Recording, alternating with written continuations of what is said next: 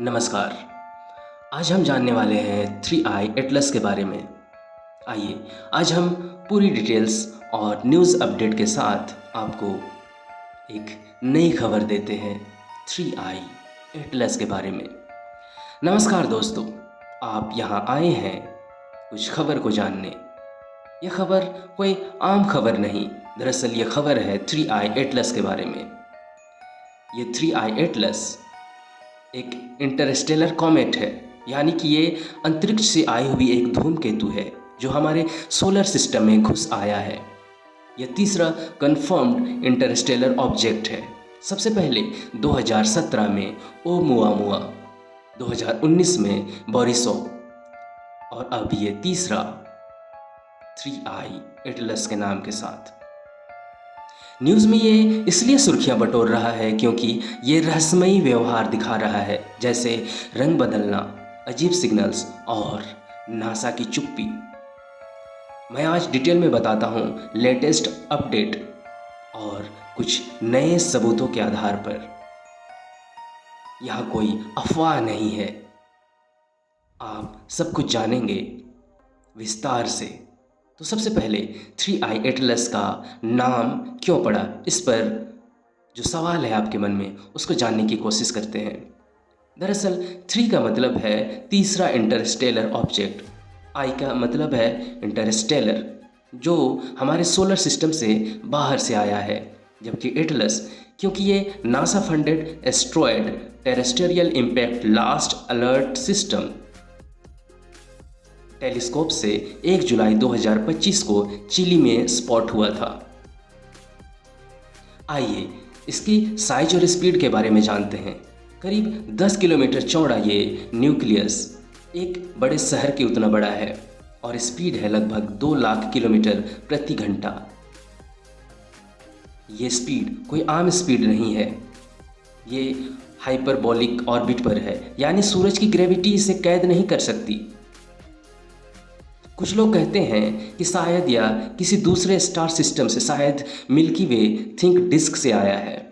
वैज्ञानिक कहते हैं कि ये 7 अरब साल पुराना हो सकता है, हमारे सोलर सिस्टम से भी पुराना। इसकी डिस्कवरी जुलाई 2025 को मैग्नीट्यूड 17-18 को हुई थी। ये 1 से 7 अक्टूबर 2025 को मार्स के पास से गुजरा, जबकि पृथ्वी के ये करीब 29 अक्टूबर 2025 को लगभग 27 करोड़ किलोमीटर से गुजरा। इससे पृथ्वी को कोई खतरा नहीं हुई। अगर चांद के बारे में बात करें तो ये चांद से 700 गुना दूर है। कहने का मतलब है पृथ्वी और चांद की तुलना में जितनी दूरी हम अभी देख पा रहे हैं उसकी तुलना में यह 700 गुना दूर है। सूरज के पास यह 30 अक्टूबर 2025 को गुजरा। सूरज के पास जाने पर एक्टिव हो गया, लेकिन कोई टेल या धूल क्लाउड नहीं बना। दरअसल इसकी स्पीड बहुत ही ज़्यादा है। सूरज के पीछे से निकला हुआ ये बहुत ही तेज़ी से आगे बढ़ रहा है और अब जुपिटर के पास पहुंचने वाला है। ग्राउंड टेलीस्कोप से सितंबर 2025 तक दिखा, लेकिन अब इसे हबल और स्पेसक्राफ्ट से ट्रैक किया जा रहा है। यह खबरों में क्यों है? क्योंकि इसका व्यवहार बहुत ही रहस्यमयी है। रंग बदलना, डिस्कवरी पर रेनबो जैसा दिखना इसकी खूबी है। वैज्ञानिक कहते हैं कि ये फिल्टर्स की वजह से है।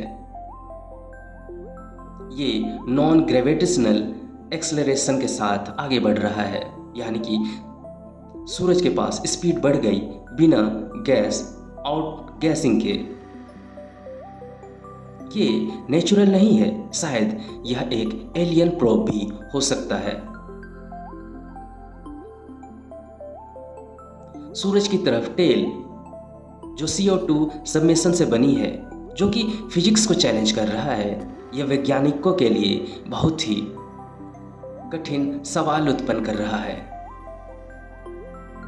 साथ ही साथ ये फिबोनाची सिग्नल्स भी जनरेट कर रहा है। कुछ रिपोर्ट से ये 1420 मेगाहर्ट्ज पर 813, 85, 13, 8 पैटर्न पर सिग्नल भेज रहा है।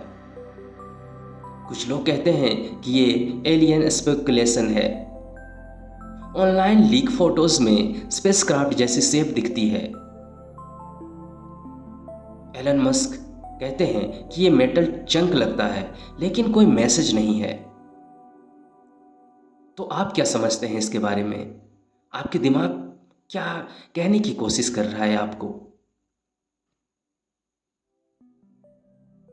ज़्यादातर वैज्ञानिक कहते हैं यह नेचुरल कॉमेट है, दूसरे सिस्टम की केमिस्ट्री की वजह से अजीब सा व्यवहार कर रहा है। लेकिन ल्यूब जैसे एक्सपर्ट कहते हैं ओमुआमुआ जैसा प्रोब हो सकता है, या कोई एलियन का जहाज।